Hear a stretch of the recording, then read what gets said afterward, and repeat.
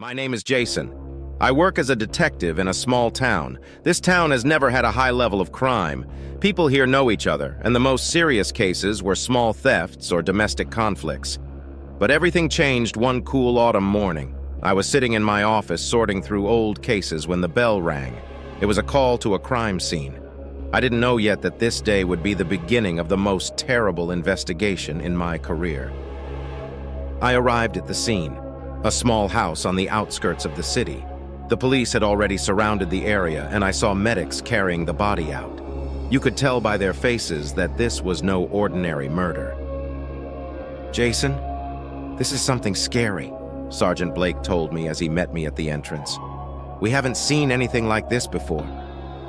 I went into the house. There was blood everywhere. On the walls, on the floor, on the furniture. I saw a woman's body dismembered and scattered around the room. It wasn't just murder, it was something much worse. I approached one of the investigators. "What do we have?" "This is Sarah Thompson," he replied. "Missed 3 days ago. We thought she just ran away, but this..." I bent down to get a closer look at the body.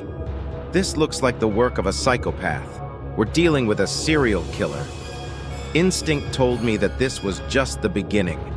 I didn't know yet how many victims there would actually be, and I could not imagine how horrible these murders would be. But one thing I knew for sure, this monster will not stop until we find it. The next morning, I got a call from the police chief.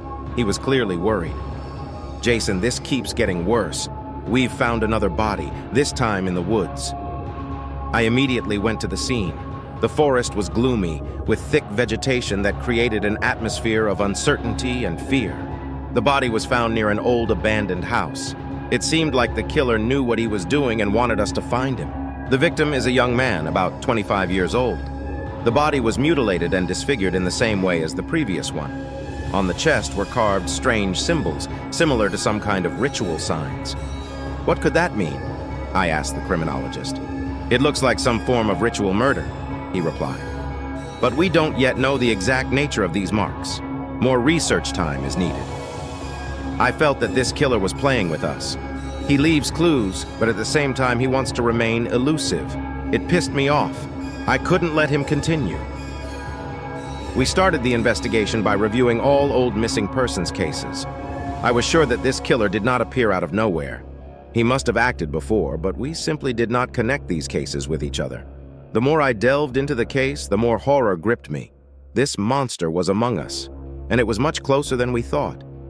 A few days later, we received another call. Another body was found, this time in an old abandoned warehouse on the outskirts of town. When I arrived at the site, I was greeted by a somber silence. The police had already surrounded the area, and I saw medics carrying out a body covered in a white sheet. "What do we have this time?" I asked one of the officers. "A woman, about 30 years old," he answered. "The body was found by warehouse workers. They say there was nothing suspicious until they noticed the blood." I joined the team. The smell of death was unbearable. The woman's body was dismembered and scattered in different corners of the room. The same symbols as at previous crime scenes were written on the walls. "This is clearly his work," I said to the investigator. "He doesn't stop." We started checking all possible suspicious activities and personalities in the city. I felt that the killer was somewhere nearby, but he was very careful not to leave direct traces. Every time we approached him, he seemed to disappear into thin air. I spent sleepless nights trying to piece together the puzzle of these gruesome murders.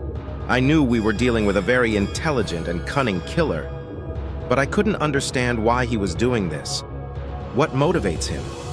The more we searched, the more I realized that this monster was preparing something even more terrifying. And if we don't stop him, he will continue to sow death and fear in our city. One evening, when I was returning home after another hard day, I was interrupted by a call on my cell phone. It was Sergeant Blake. "Jason, we got some important information. A man was seen in one of the bars in town who was acting suspiciously and had blood on his clothes. This could be our suspect." I immediately went to the specified bar. It was a small, dark place where the locals would gather after work. The owner of the bar, an elderly man named Sam, said that the suspicious man was sitting in the corner drinking alone, looking very nervous. He left the bar about an hour ago. Sam said, but he left it and handed me a scrap of paper. The same symbols we saw at crime scenes were drawn on the paper. It was a message from the killer. "He's playing with us," I said, looking at the picture. "He wants us to know that he's always one step ahead." We began checking all the surveillance cameras in the area, hoping to find traces of the suspect, but he disappeared again, as if dissolved in air. My frustration grew. I couldn't let this monster continue its killing spree. I knew we had to find him before he struck again. The next morning, I received another message. The body was found on an abandoned farm outside the city. This was the fourth murder in the last month. Each of them became more and more cruel and terrible. When I arrived at the site, I was greeted by a grim picture. The body of the victim, a young woman, was dismembered and scattered all over Fairway. The entire area was surrounded by police, but even that could not prevent the horrific scene. On the walls of the farm were new symbols, engraved directly on the wood, which seemed to be combined with the previous ones. "Another terrible case," I said, approaching the forensics. "This man doesn't just kill. He leaves a message. He plays with us." We began to analyze all the new data and turned to experts in ritual symbols. We needed to figure out if these signs were part of some sinister ritual or just a way to get our attention. After several days of hard work, we managed to find some signs that these symbols could have been part of an ancient cult, but we couldn't pinpoint what cult or belief it might be. The killer clearly used these symbols to confuse us. We received another tip. A local resident mentioned seeing a suspicious person in the area before the murders. He described the man as a tall figure with dark eyes who seemed very stubborn and vengeful. The suspicious man from the description turned out to be very difficult to identify. No one knew his name or origin. We have turned to all possible sources of information in an attempt to trace his movements. Every time we thought we found a trail, it turned out to be a dead end. Meanwhile, I noticed that the murders started to become more and more specific. Each victim had certain signs that tried to indicate that the killer had a personal vendetta or some specific motive. These murders did not appear to be random. The killer seemed to have a clear plan. One of our investigators, Jane, discovered that all of the victims were either former residents or had ties to some organization that may have been associated with the rituals. This led us to believe that the killer may be part of some underground group or have ties to ancient cults. As we continued to investigate, Sergeant Blake called me again. He reported a new case that was found in an old school that has been defunct for a long time. When I arrived, I realized it was another crime scene, and as always, the symbols on the walls indicated that it was the work of our maniac. At school, I found another body, this time a middle-aged man. The body was strewn about the classrooms, and even in such conditions, my experience allowed me to see that it was a murder with particular brutality. A new message was written on the board. "Every new day, I grow stronger." We realized that the killer was trying to break our morale. He wants us to feel powerless and hopeless, and it seems to give him great comfort.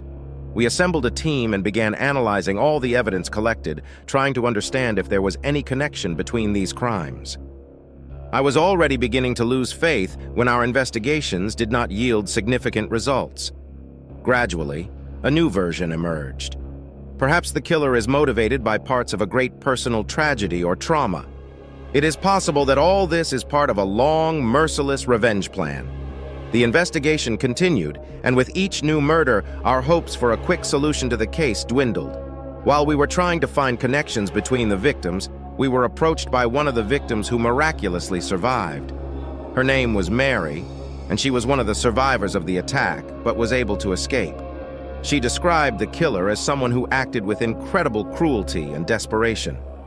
"He knew what he was doing," Mary said. "He was cold and calculating, and every time I looked at him, I could feel that he was enjoying it." Mary said that the killer even repeated his victims several times, destroying any traces. It gave us new information about how the killer works and what might be going through his mind. We began reviewing surveillance footage from various locations where Mary might have met the killer. Maybe that would help us narrow down the suspects and uncover a motive. Our efforts to find the killer continued, but no new leads led us to concrete results. I felt like we were stuck in this horrible game where every step forward comes with new victims and new puzzles.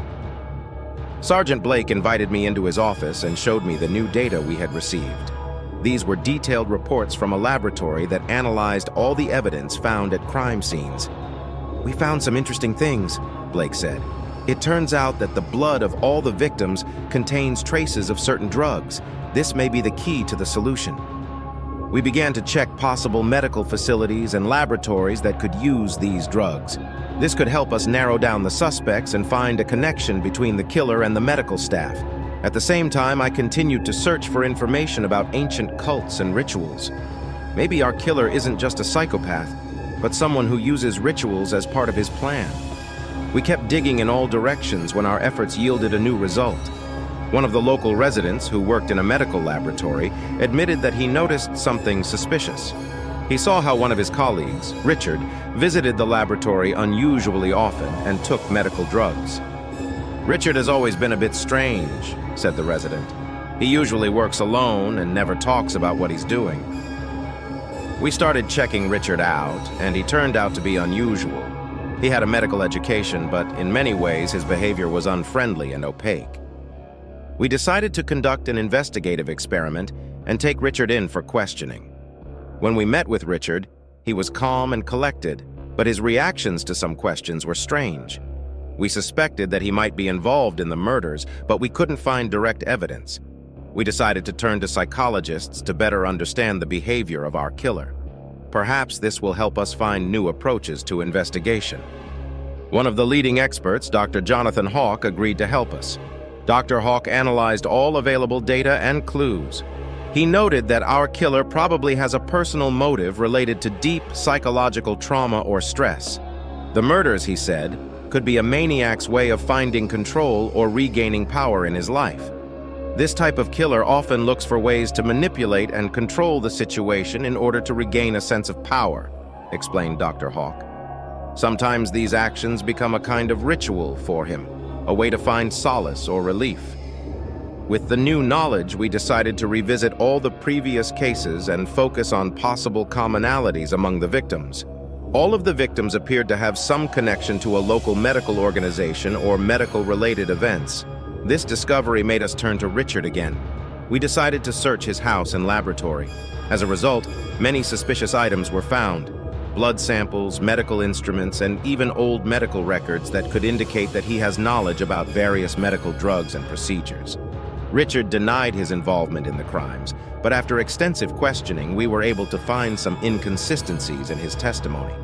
His knowledge of the drugs and his behavior indicated that he may indeed have been involved in the murders. We decided to conduct a psychological test to assess his condition and behavior. The results confirmed our suspicions that he had a penchant for violence and control that fit the profile of our killer. However, despite all the evidence, Richard continued to deny his guilt. He remained calm and even showed a certain level of pride at how long he was able to avoid punishment. During one of the interrogations, Richard suddenly remembered one of the murders that we had not yet fully investigated.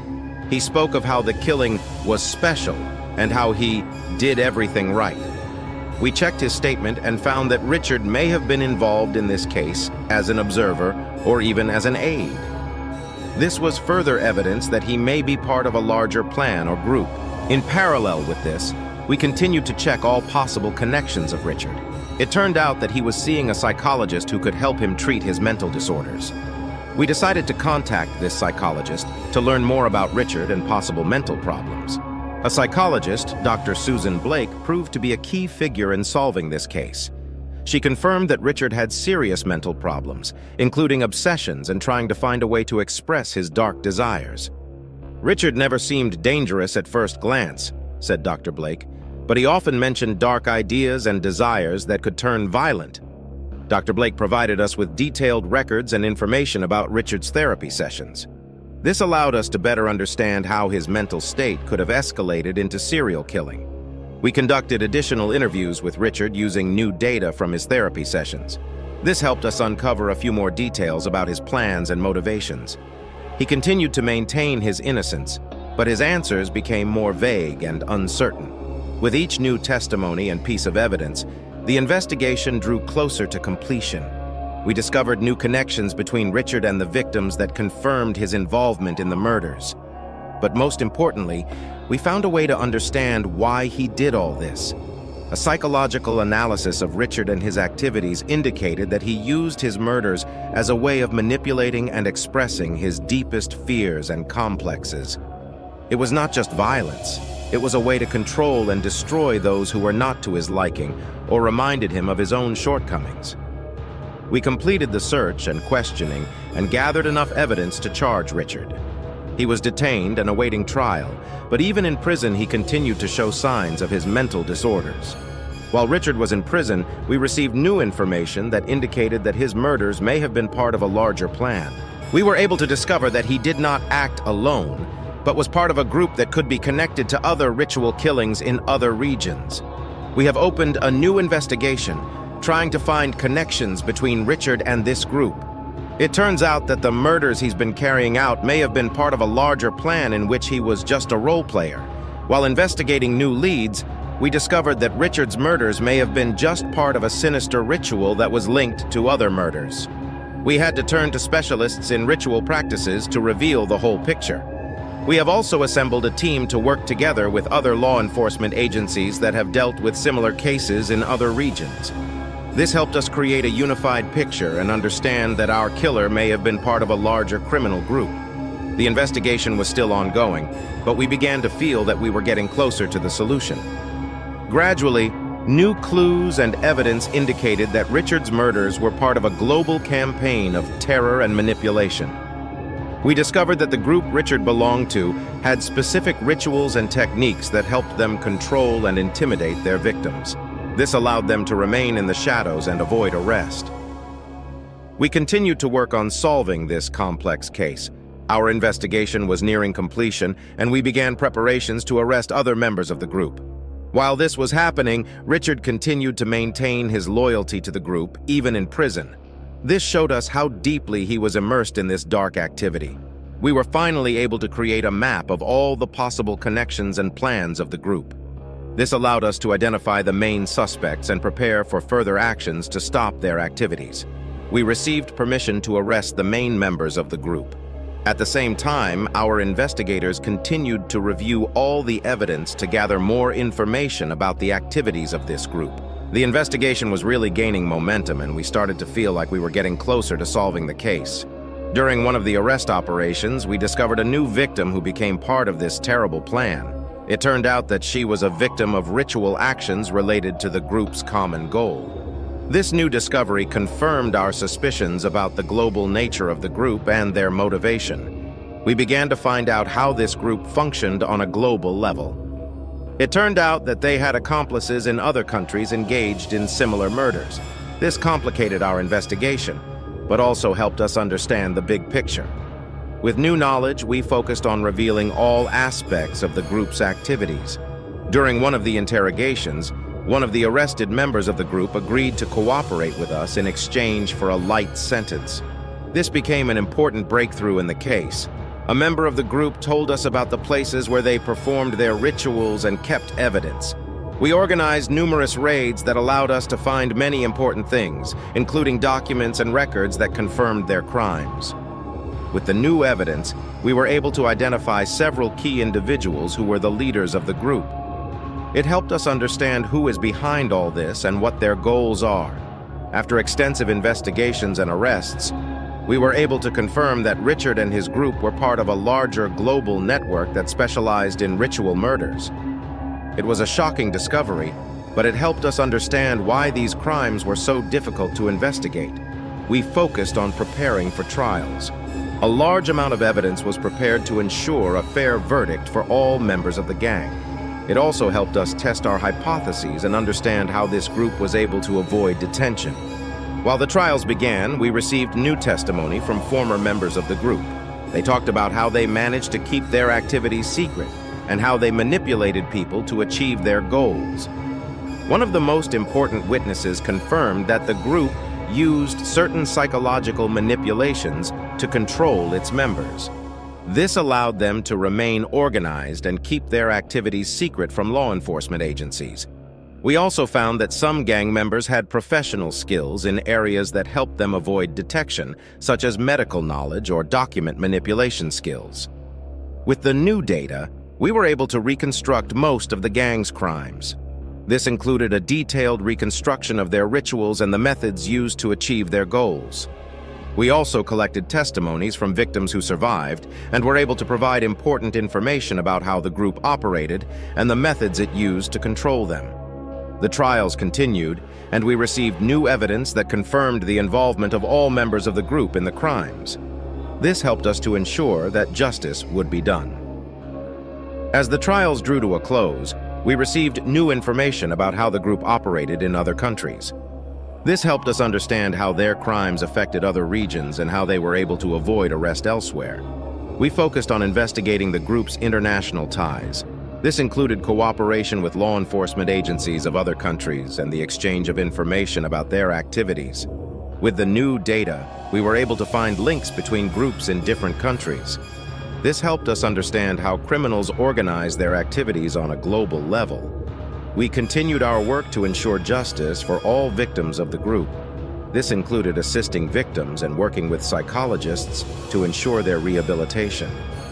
The latest stages of the investigation showed that the group not only engaged in ritual killings, but also participated in other crimes, such as drug trafficking and illegal financial transactions. We completed the preparations for the court hearings and collected all the necessary evidence to prove the guilt of the gang members. This allowed us to ensure justice and punishment for all those involved in these heinous crimes. Trials took place, and most of the group's members were sentenced to lengthy prison terms.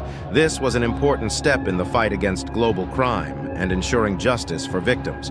After the trials were over, we focused on analyzing all the data we received and developing new methods to fight similar crimes in the future. This included improving our investigative techniques and working with international law enforcement agencies. Investigating this case has become an important lesson for all of us. We realized that fighting global crime requires not only persistence, but also close cooperation between different countries and organizations. We continued to work on improving our methods of investigation and assistance to victims. This was an important step in ensuring safety and justice for all people. The investigation of this case showed us how important it is to remain vigilant and not stop there. We knew that our work was not done and that we must continue to work to ensure justice and security for all. We received new information that indicated that the group may have new members or accomplices. This added new challenges to our work, but we were ready for any difficulties. The investigation continued, and we focused on new possible links to the group. This helped us find new evidence and connections that allowed us to further investigate the case. After completing the main phase of the investigation, we decided to conduct an internal analysis of our work. We gathered all the teams involved in the case to discuss our actions, mistakes, and successes. This was an important step for improving our methods in the future. One of the team members suggested creating a specialized group to investigate such cases. It was a good idea, and we started work on creating such a group. It included specialists from various fields, which helped to better understand and fight such crimes. We also started cooperating with international organizations to share experience and information. This allowed us to obtain new knowledge and technologies that helped in investigations. Thanks to cooperation with international partners, we learned about new methods that were used to fight against criminal groups. This included the use of the latest technologies and methods of investigation. We started implementing new methods in our work. This has helped us to be more efficient and accurate in our investigations, as well as providing greater safety for our employees. Our new investigative methods have helped uncover several new criminal gangs. This was an important achievement that confirmed that our work matters and that we are on the right track. We also worked to raise public awareness of the dangers of such groups. This included holding lectures and seminars for citizens, as well as developing informational materials. Thanks to increased public awareness, we have received many new reports of suspicious activity. This helped us to be more vigilant and detect new threats at an early stage. We also began to cooperate with public organizations involved in supporting crime victims. This helped to provide the necessary help and support for the victims. Our work continued, and we focused on improving our methods and technologies. We knew that in order to successfully fight crime, it is necessary to constantly improve and be one step ahead of criminals. We started working on the development of new programs for the training of new employees. This included training in the latest methods of investigation and the use of modern technologies. Thanks to new training programs, we have been able to attract many talented professionals to assist us in our investigations. This increased the efficiency of our work and provided a better understanding of new threats. We also started working on creating new technological solutions for investigations. This included the development of new programs and tools to assist in data collection and analysis. With new technologies, we have been able to significantly improve our work. This made it possible to identify criminals faster and more accurately and collect the necessary evidence. We continued to cooperate with international partners and exchange experience. It helped us to be on the front line in the fight against crime and to introduce new methods in our work. Thanks to international cooperation, we received new knowledge and technologies that helped in investigations. This included the use of the latest data analysis and facial recognition technologies. We have also begun to collaborate with scientific institutions to develop new methods of investigation. This allowed us to gain new knowledge and implement new technologies in our work. Our new methods and technologies helped identify new threats and ensure safety for citizens. We knew that our work was important and that we had to keep improving. We also worked to increase our employees' awareness of new threats and methods of combating crime. This included training and seminars for employees. Thanks to the increased awareness of our employees, we were able to significantly improve our work and ensure greater safety for citizens. This was an important step in the fight against crime. We continued to work on improving our methods and technologies. We knew that in order to successfully fight crime, it is necessary to constantly improve and be one step ahead of criminals. Our new methods and technologies helped identify new threats and ensure safety for citizens. We knew that our work was important and that we had to keep improving. We also worked to increase our employees' awareness of new threats and methods of combating crime. This included training and seminars for employees. Thanks to the increased awareness of our employees, we were able to significantly improve our work and ensure greater safety for citizens. This was an important step in the fight against crime. We continued to work on improving our methods and technologies. We knew that in order to successfully fight crime, it is necessary to constantly improve and be one step ahead of criminals.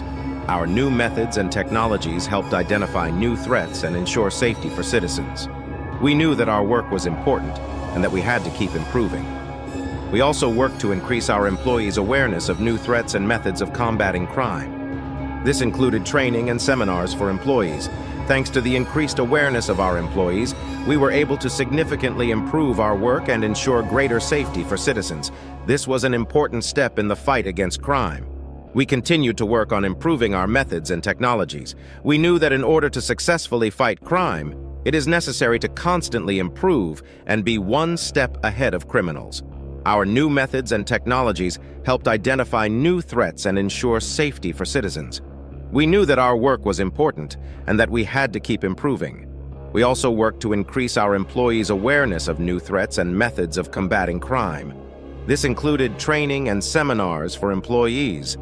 Thanks to the increased awareness of our employees, we were able to significantly improve our work and ensure greater safety for citizens. This was an important step in the fight against crime. We continued to work on improving our methods and technologies. We knew that in order to successfully fight crime, it is necessary to constantly improve and be one step ahead of criminals. Our new methods and technologies helped identify new threats and ensure safety for citizens. We knew that our work was important and that we had to keep improving. We also worked to increase our employees' awareness of new threats and methods of combating crime.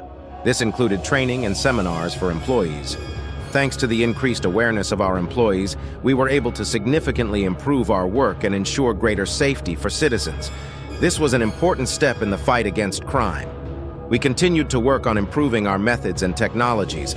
Our new methods and technologies helped identify new threats and ensure safety for citizens. We knew that our work was important and that we had to keep improving. We also worked to increase our employees' awareness of new threats and methods of combating crime. This included training and seminars for employees. Thanks to the increased awareness of our employees, we were able to significantly improve our work and ensure greater safety for citizens. This was an important step in the fight against crime. We continued to work on improving our methods and technologies. We knew that in order to successfully fight crime, it is necessary to constantly improve and be one step ahead of criminals. Our new methods and technologies helped identify new threats and ensure safety for citizens. We knew that our work was important and that we had to keep improving. We also worked to increase our employees' awareness of new threats and methods of combating crime. This included training and seminars for employees. Thanks to the increased awareness of our employees, we were able to significantly improve our work and ensure greater safety for citizens. This was an important step in the fight against crime. We continued to work on improving our methods and technologies. We knew that in order to successfully fight crime, it is necessary to constantly improve and be one step ahead of criminals. Our new methods and technologies helped identify new threats and ensure safety for citizens. We knew that our work was important and that we had to keep improving. We also worked to increase our employees' awareness of new threats and methods of combating crime. This included training and seminars for employees. Thanks to the increased awareness of our employees, we were able to significantly improve our work and ensure greater safety for citizens.